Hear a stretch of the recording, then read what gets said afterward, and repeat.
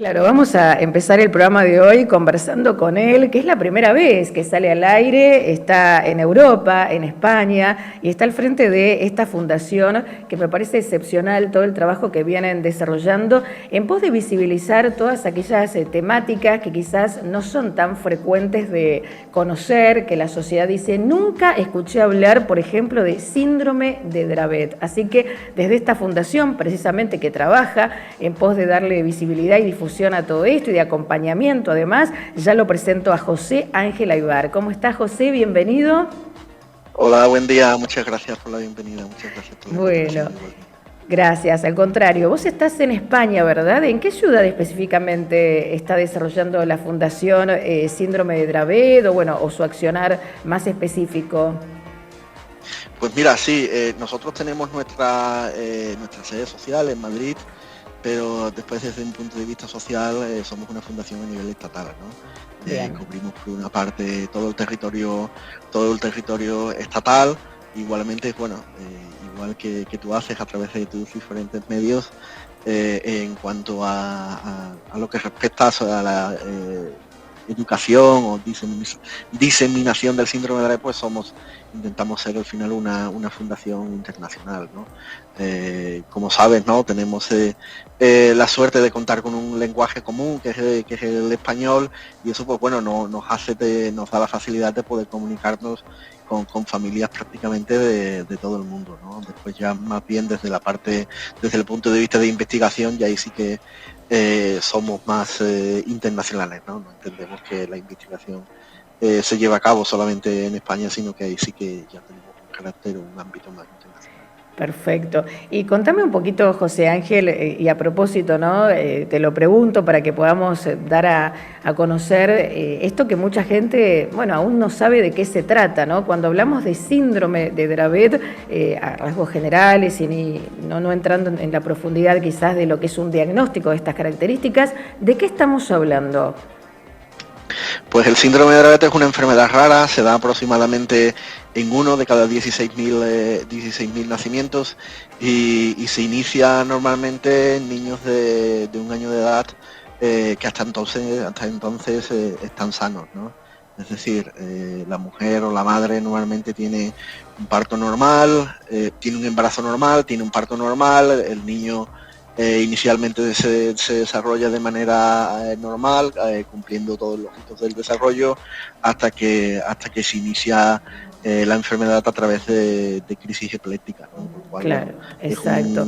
es un golpe bastante duro para la familia, pues ver cómo su bebé, que inicialmente aparentaba estar sano, pues bueno, comienzan a partir del primer año de vida con crisis epilépticas prolongadas y además resistentes al tratamiento, ¿no? A los fármacos actuales, ¿no? Lo que muchas veces lleva a que terminen en urgencias para controlar las crisis epilépticas prolongadas, ¿no? Y ya después al segundo año de vida, además de la epilepsia, pues surgen una serie de trastornos graves del neurodesarrollo, ¿no? Problemas en el habla, retraso cognitivo, problemas motores, conductuales e incluso una tasa de mortalidad prematura de alrededor del 15%. Entiendo. Y además, a medida que vos ibas explicando un poquito, José, todo lo que ahí atraviesa, ¿no? A esta condición, como vos decías, una enfermedad poco frecuente, ¿no? Pero no invisible, porque siempre lo digo, esto existe, por más que uno diga, estadísticamente cuántos son los que tienen esta condición, eso no implica, ¿no? Que no deba también darse visibilidad y sobre todo, ahí veíamos mucho de lo que ustedes van publicando en las mismas redes sociales y es esta cuestión de entender, ¿no? que si bien hoy no hay una cura, ¿no? Creo que ustedes lo establecen así, sí se está trabajando para que se incremente la cantidad de investigaciones y quizás encontrar algo un tanto más paliativo y que se pueda mejorar la calidad de vida de todas estas personas. Efectivamente, sí, por una parte vemos que se están desarrollando nuevos fármacos, nosotros los solemos llamar sintomáticos, es decir, que van a paliar o a mejorar el control de las crisis epilépticas, Pero por otra parte vemos que toda la ciencia alrededor de la terapia génica o de las terapias avanzadas están avanzando a veces a pasos agigantados, ¿no? Son proyectos o programas de investigación que tardan años y décadas, pero bueno, la esperanza principal en las familias con síndrome de Dravet es que a través de la investigación se puedan mejorar los síntomas que produce la enfermedad e incluso revertirlo, ¿no? No lo he comentado, ¿no? Pero el síndrome de Dravet es una enfermedad genética. Se origina a través de una mutación en el gen SCN1A que controla los canales de sodio en el cerebro y bueno, la esperanza es que revirtiendo o corrigiendo ese defecto genético, pues el paciente pueda tener un mayor beneficio. Claro, entiendo. Y ahí veíamos también que durante el mes de junio fue un poco la fecha en que se utiliza año tras año como para ahí dar a difusión todo lo que implica desde el trabajo de la Fundación y sobre todo el color que caracteriza, ¿no?, a esto, y es el color morado, el violeta, ¿no?, como para también ahí unificarlo. Efectivamente, nuestro color es el color morado, es el color de la epilepsia, es el color que nos representa, que representa nuestra fuerza y nuestra esperanza, y nuestro logotipo es la mariposa, y es la mariposa porque Santiago Ramón y Cajal, que está considerado el padre de las neurociencias, tenía una vertiente bastante artística y cuando descubrió un tipo de neurona concretamente dijo que eran las mariposas del alma, ¿no? Y de ahí viene la historia de que nuestro logotipo sea también una mariposa. Ah, bien. Mira qué interesante. Bueno, esto de la transformación también, ¿no?, que representa la mariposa en muchos. Así que puntualmente es como la interpretación que cada uno pueda llegar a darle también a este símbolo. Y ya entrando más en lo personal, bueno, vos sos uno de los referentes de esta organización. ¿Cómo empieza tu vínculo con el síndrome de Dravet y cómo es que llegás hoy a estar presente desde este lugarcito, José Ángel? Pues bueno, como otros muchos padres, ¿no?, de niños con síndrome de Dravet, pues nuestro hijo nació totalmente sano, con un parto natural, el embarazo sin ningún tipo de problemas, hasta que yo recuerdo, ¿no?, mi hijo tenía 6 meses, estaba yo jugando con él, era un día festivo, o sea, era un día feriado, y estaba yo jugando con él y repentinamente empezó a temblar, ¿no? Yo en mi vida ni mi esposa tampoco jamás habíamos visto una crisis epiléptica, ¿no?, con lo cual estábamos bastante desconcertados y no sabíamos en absoluto qué estaba pasando, qué estaba ocurriendo, ¿no?, qué estaba pasando. Con lo cual, bueno, llamamos a los servicios de emergencia, que tuvimos suerte y se personaron en casa pues relativamente rápido y bueno, a través de ahí ya empezó nuestra historia con el síndrome de Dravet, ¿no? Acabamos pues una semana el bebé hospitalizado en el hospital, nosotros prácticamente desconcertados, sin saber qué pasaba, qué no pasaba, tanto en mi familia como en la de mi esposa, jamás habíamos tenido ningún antecedente de epilepsia, que es lo que suele pasar en la mayor parte de las personas de las personas con síndrome de Dravet. Y bueno, a partir de ahí empezó todo nuestro recorrido, ¿no? Muchas visitas a médicos, mucha incertidumbre, hasta que, bueno, finalmente en nuestro caso concretamente fuimos afortunados y recibimos un diagnóstico relativamente pronto, ¿no? Pero no es el caso de todas las familias, ¿no?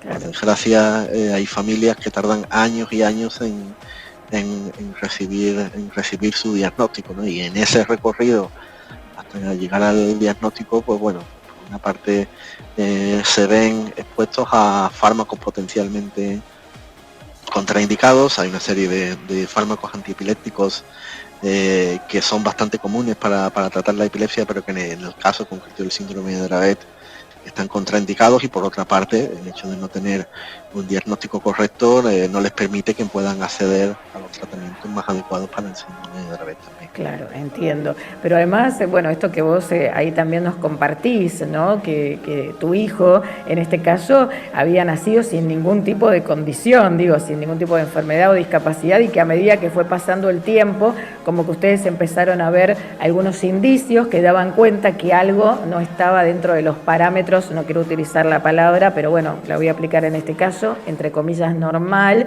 y bueno, y ahí es cuando ustedes empiezan a investigar qué es lo que sucede, pero bueno, entiendo que también deben pasar muchas de aquellas personas o familias que tienen sus hijos y como vos lo estableces, no llegan a un diagnóstico precoz, a un diagnóstico temprano y a veces pasan años, ¿no?, hasta entender qué es lo que allí está sucediendo. Si te preguntara, José Ángel, ¿cuáles son aquellos indicios más importantes o más valiosos para poder tener en cuenta, digo, a modo también de informar y de concientizar, o qué es lo que ustedes empezaron a ver que sucedía en tu hijo como para, una llamadita de atención y recurrir a algún profesional?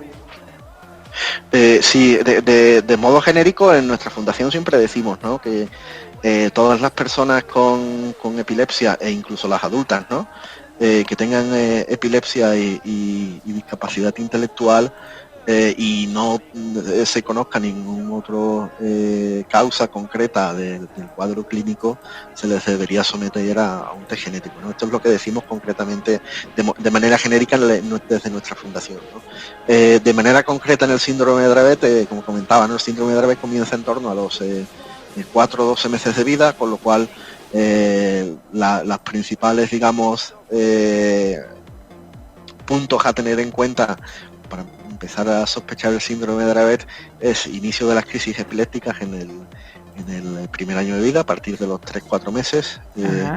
Crisis epilépticas frecuentes y prolongadas, resistentes al tratamiento y en ocasiones no, normalmente también asociadas a procesos febriles. El síndrome de Dravet, la fiebre suele detonar las crisis epilépticas y a partir del segundo año de vida los pacientes suelen tener problemas motores, retrasos en el habla y retraso cognitivo.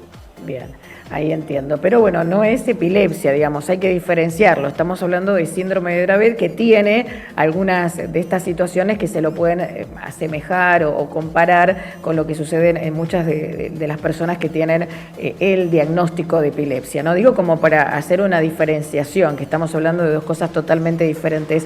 ¿Qué pasa con el ámbito educativo, José Ángel? Porque esto interfiere a qué nivel, digo, ¿cómo fueron ustedes? No sé cuántos años tiene tu hijo, si querés contarnos. Él actualmente tiene 8 años, ¿no? Y a colación de lo que comentabas, es totalmente cierto, ¿no? Al final, la epilepsia es uno de los síntomas, entre muchos, que tiene el síndrome de Dravet, ¿no? De hecho, nosotros siempre decimos, ¿no?, que el síndrome de Dravet es mucho más que una epilepsia, ¿no? Muy a nuestro pesar, ¿no? Porque claro, ya nos gustaría, desde luego, que la serie de síntomas asociados al síndrome de Dravet fuera bastante menor, ¿no? Pero por desgracia, la epilepsia es uno de los tantos síntomas asociados a esta patología.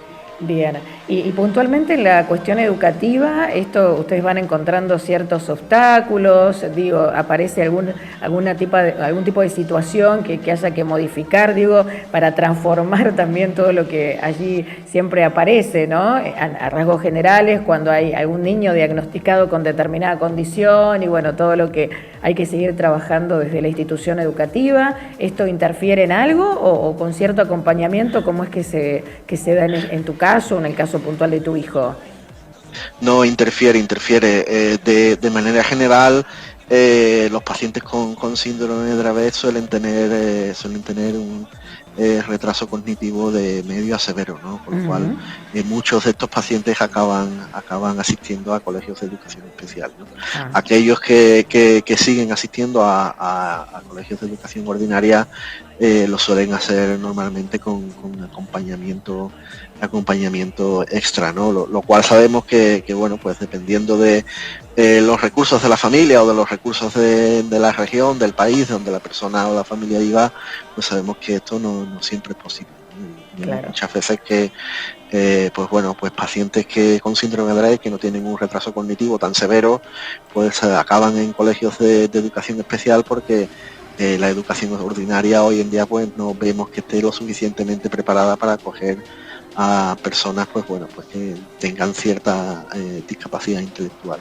Bien, bueno, como vemos es algo que hay que seguir trabajando, José Ángel, de Totalmente. manera universal, ¿no? No solo en un país o en una cultura determinada, siempre lo digo y reafirmo cada vez que comparto o hago esta interacción con aquellos que están en otros continentes, como en este caso, ¿no? Que vos estás en Europa y vemos que lo que hay que seguir modificando es esto de la mirada social allá en Europa, acá en la Argentina, en Estados Unidos, en Iberoamérica, en definitiva en el mundo, ¿no? Y esa es un poco la premisa que tenemos. Durante el mes de junio, ¿qué es lo que estuvieron haciendo? Me imagino que dándole mayor visibilidad por ser ahí el día donde esto se hace más fuerte en cuanto a difusión. Pues sí, ¿no? Desde la Fundación Síndrome de Dravet junto a otras organizaciones internacionales establecimos el 23 de junio como Día Internacional del Síndrome de Dravet, con lo cual tomamos el mes de junio como el mes del síndrome de Dravet, ¿no?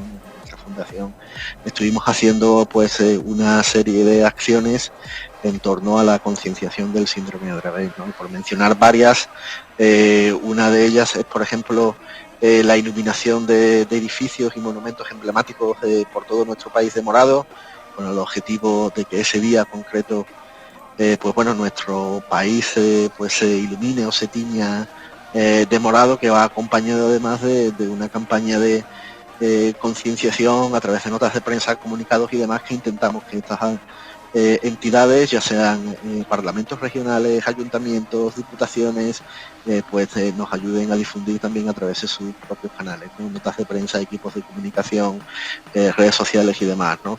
Además, en el mes de junio, todos los años, y esto es bastante curioso, ¿no? Sobre todo las obras que nos presentan, hacemos un concurso de dibujo Dravet, ¿no? En el que pedimos que se nos presente a través de este concurso cómo se percibe vivir con síndrome de Dravet, ¿no? Y muchas veces recibimos obras de hermanos que son bastante interesantes, ¿no? Sobre cómo perciben ellos la vida con esta enfermedad rara, ¿no? También, bueno, en paralelo también realizamos una campaña de concienciación con Reto Dravet. Reto Dravet es nuestro equipo deportivo solidario y plataforma de difusión del síndrome de Dravet a través de eventos culturales y sociales. Y bueno, a través de nuestro equipo solidario Reto Dravet, pues bueno, también hacemos una campaña, ¿no? Lo que llamamos como dorsal solidario a través de nuestra página web. Cada persona que quiera colaborar y participar en esta campaña, a partir de una donación simbólica, se puede descargar un dorsal solidario personalizado con su nombre, y pedimos a los participantes pues bueno, pues que salgan a pasear, correr o practicar su deporte favorito durante el mes de junio portando el dorsal, ¿no? Con el objetivo de difundir el síndrome de Dravet, ¿no? Además que en torno al 23 de junio pues bueno, también hacemos quedadas o entrenamientos solidarios en distintas ciudades de nuestro país. Fabuloso. Bueno, José Ángel, ahí, bueno, como decíamos, compartíamos también algunas imágenes de todo lo que nos estuviste compartiendo, desde el trabajo que hacen desde la Fundación. Así que yo te quiero agradecer muchísimo por tu tiempo, por haber estado hoy en esta primera parte del programa, contando, bueno, tu experiencia y un poco dando a conocer todo el trabajito que hacen en pos de muchos que quizás hoy te puedan estar viendo y que quizás les es valioso el conocer, ¿no? Dónde poder encontrar acompañamiento, contención, información, así que los invitamos, están en todas las redes sociales, ahí los pueden buscar, sobre todo en la página de Facebook, Fundación Síndrome de Dravet, ¿verdad? Eso es, sí, y el agradecimiento desde luego es nuestro, ¿no? Por, como bien comentabas, ¿no? El síndrome de Dravet es una enfermedad minoritaria, es una enfermedad poco frecuente, con lo cual, bueno, agradecemos enormemente que nos hayas dado tu espacio y tu ventana al mundo para hablar un poquito de esta patología. Bueno, José, un gusto conocerte, al menos a través de la virtualidad, así que seguramente estaremos en contacto y ya en un próximo tiempo volveremos a compartir contigo, igual cuando lo deseen, para darle difusión a cualquier acción o jornada que lleven adelante, con todo gusto, ¿sí? Así que un abrazo desde Argentina hasta España, hasta la próxima. Un abrazo, muchas gracias. Que estés muy bien, chau, chau. Ahí estaba con nosotros José Ángel Aybar desde, claro, esta Fundación Síndrome de Dravet, trabajando fuertemente en pos de visibilizar esta condición poco frecuente.